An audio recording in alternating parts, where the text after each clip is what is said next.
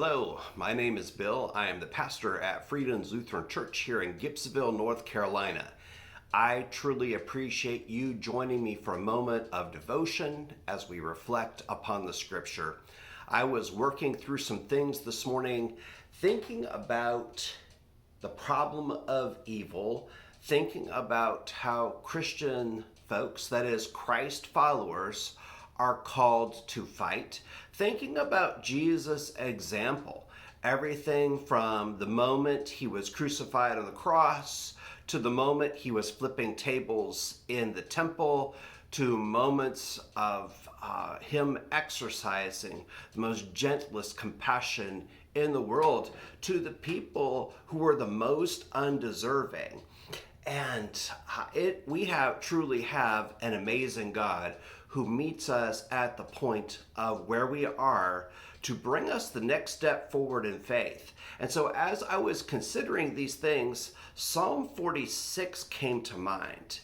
And I think in that psalm that what's there, because the psalm's title is God's defense of his city and his people, I think what's there is this reminder that's very, very challenging for you and for me.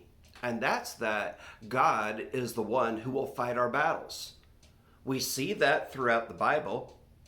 He leads the people into the promised land with Joshua at the forefront.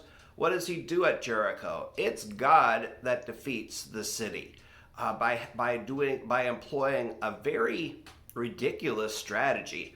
Have all the people march around the city, do so for 7 days. On the seventh day, march 7 times around the city. And when I give you the signal, shout, and Jericho's high walls are going to come tumbling down.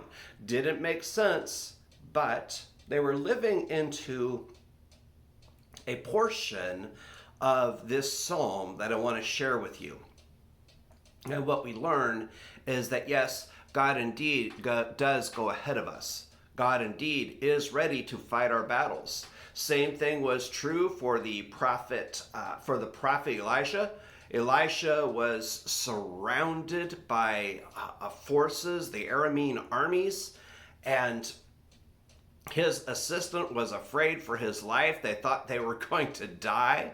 And he says, no, let me show you what's going on.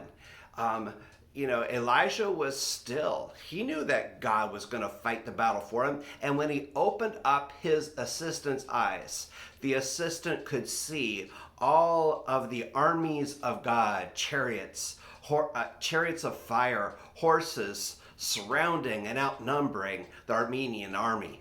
So, God will fight your battles. What are we to do?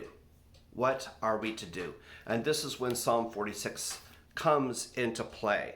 Let me read 4 verses here of Psalm 46 because it's this wonderful reminder that God will fight your battles for you. Come, behold the works of the Lord. See what desolations he has brought on earth. He makes wars to cease to the end of the earth. He breaks the bow and shatters the spear and burns shields with fire. Be still and know that I am God. I'm exalted among the nations. I'm exalted in the earth. The Lord of hosts is with us. The God of Jacob is our refuge. Be still and know that I am God, is what the psalmist declares. In other translations, it reads, let go and know that I am God. Relax and know that I am God. One of my favorites, cease striving and know that I am God. God is with you. God will fight your battles. May God bless you as you relax into God's presence and allow God to go ahead of you, paving the way. Thank you for joining me for this moment of devotion.